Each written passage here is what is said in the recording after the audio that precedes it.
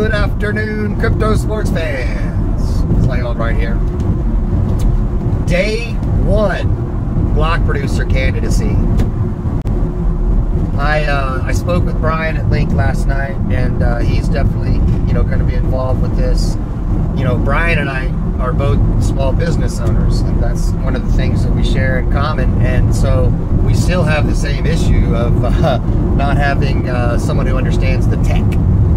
So I took some of my own advice and called an old friend. I used to be in the corporate world for years and years, and I was an operations manager for a company here locally, and was the go-between between the tech and the the customer. So I called David Pence, who is the president / owner of Acumen IT. He and I hooked up probably, geez, I mean, I can tell you it was 2002. It's probably when I met David Pence for the first time, and he was just starting this technology company locally. So it was kind of cool because I got to see him open and start a new company and then grow it, and I think he's doing quite well now. I haven't spoken to him in over 10 years until this morning. So I picked up the phone and I called David, and he answered the phone. And I said, I was so excited that he answered the phone, man. I'm just like, oh my gosh. I mean, he's a busy guy. He's got a lot going on, and I'm on a limited time frame. How do you relay the importance of something like this to someone? So it was like, hey, I don't even know where to start. It's been 10 years, but I got an opportunity I need to talk to you about. And he was very welcoming to the idea. He's in the crypto world. I don't think he had understood everything, that I was doing with EOS. So I have a meeting with him, and I am racing to get there. I'm not, dadgummit, Ryan Holt. All right, I'm hurrying to get there and meet with him, because he could potentially fill that role for me on the technology side for EOS Moon. He could be the guy that I depend on for that service, and that's going to be a pretty big deal. I began to kind of comb through the different block producer candidates, websites and stuff, and I noticed that on a few of them they've chosen to host their data in the cloud, and that struck me as odd at first, because I thought, well, wait a minute, how could you be a block producer and not actually have the data physically accessible?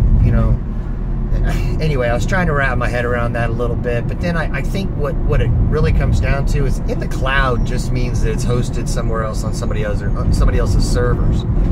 So I don't know whether it's on the cloud or not, as long as the data is protected locally somewhere. So I looked into some cloud providers here in Greenville, and there are a few people that's kind of how they represent themselves, where they'll host your data, but you access it, remotely, which is in the cloud.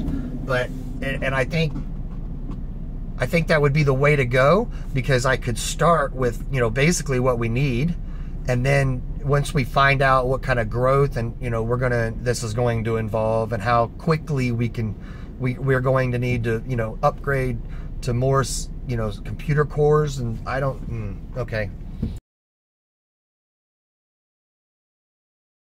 They're censoring on YouTube and Twitter right now. Okay, that's obvious.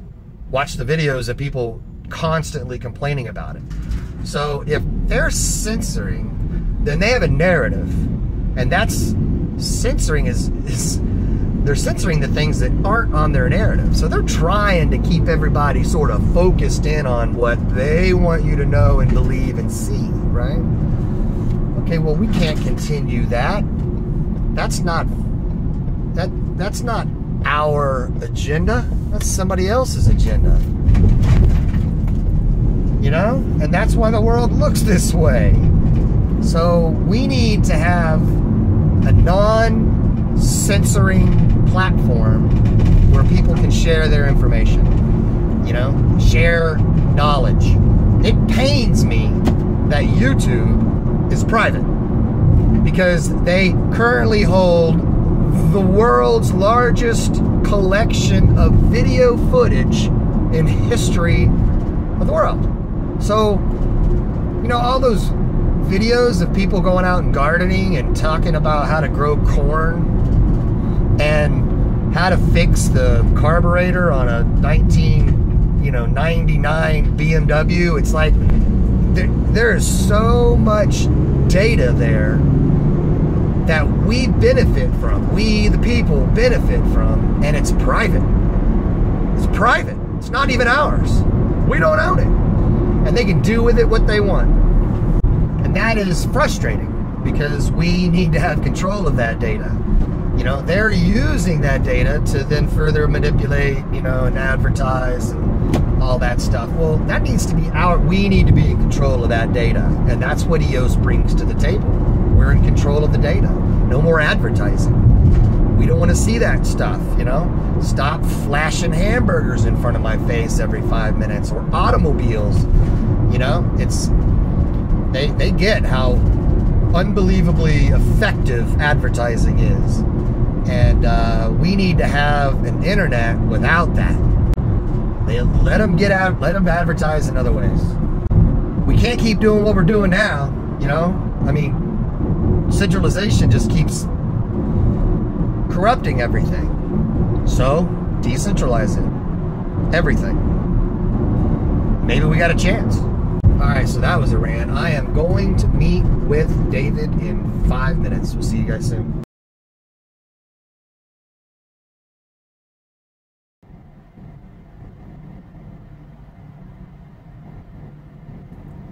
I'm in disbelief right now. I am amazed. I don't even know how to say it. I don't even know how to say this. Okay, so I go and I meet with David. I haven't seen this guy in 10 years. 10 years. A decade.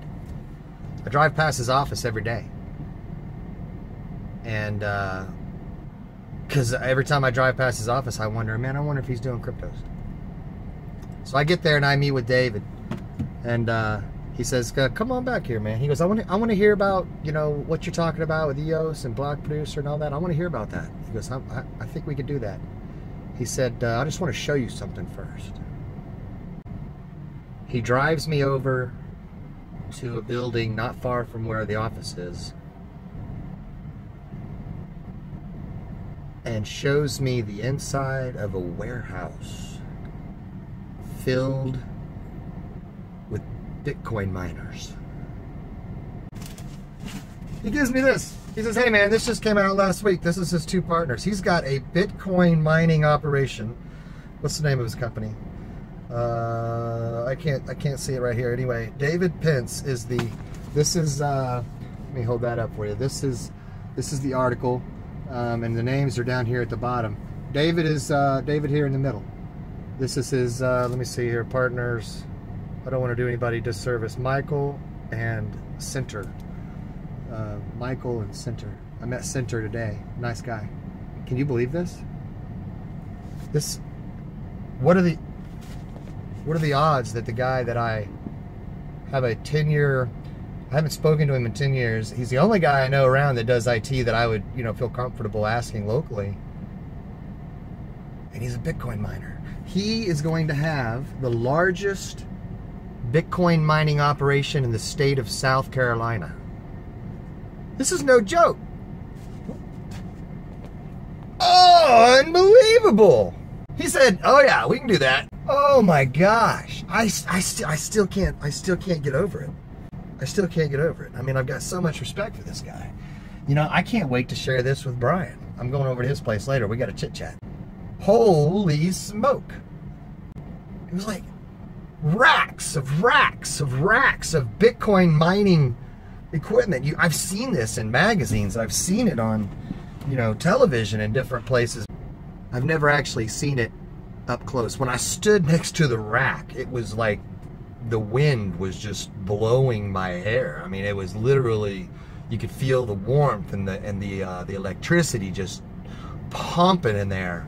He was talking, they're mining Dash, they're mining, of course, Bitcoin. They've got script miners and SHA-256, is that right, miners? I assure you I will make some video about showing this Bitcoin mining farm. It was, not kidding, y'all, that's breathtaking. I mean, it sounds so silly, but it is. It's like, when you really grasp what's going on and why Bitcoin is so powerful, why it's so powerful, when guys like that have mining farms that are out there just crunching the numbers to try to, you know, compete and win those Bitcoins. You know, unfortunately, we can't really launch apps on a proof of work system, but that's where Dan comes in with delegated proof of stake. So, you know, I get it. Bitcoin is really secure. After seeing that, I get it. It's really secure. And, you know, I think I've heard Dan say that you take a balance, you know, sure, it's secure, but you can't run apps on it. It's too slow. It requires the slowness to be secure. So you have to change the model in order to do apps.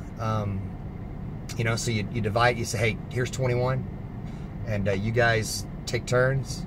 21 block producers, that is. You guys, you know, take turns doing your thing, and that's how the system is secured, because you're elected. If you are a bad actor, then you're booted. And I don't think anybody's going to want to lose the opportunity if they get it. He was fully aware of, you know, EOS as a coin, but it was interesting to see his approach to, you know, he's pro proof of work, obviously, as a miner. And you know, he, as an occupation, he's in the software business. I mean, he's got ideas, and he was talking about apps that he thought would be good, you know. And I said, well, what system are they going to build those apps on? You know what I mean? Because it's not Bitcoin. And so I think I got his attention a little bit. This guy's 10 times smarter in the tech world than I am. So it won't take him long to ramp up. I'm going to send him some more articles about what's going on over in Dan Larimer's world. I'm so glad I reached out to this guy. I'm so glad I reached out to this guy. So we'll be at that finish line now. I know it. Okay, when I was on the phone with him earlier, I made the comment. I said, hey, so are you familiar with cryptocurrencies? I'm like, you know, this is awesome. I don't have to explain all this to you. I show up, and this son of a gun's running a Bitcoin mining farm. Big one, big one. I encourage all of you all still to jump out there and get involved, man. My big stumbling block was the equipment. You know, where am I going to get 32 cores? And how am I going to network them together and download open source software? So I filled that void with David Pence, which I am excited to say will be my partner in EOS Moon, as well as Brian Lamberti, my partner in EOS Moon. These are both guys that I have known for years and years and years. I just hadn't talked to David in 10 years.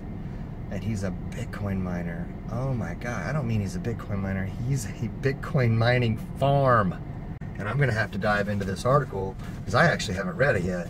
But that's David. That's my friend. That's who's gonna be part of EOS Moon, ladies and gentlemen. This just got real. That was so cool, man. He surprised the tar out of me, man. I did not expect that.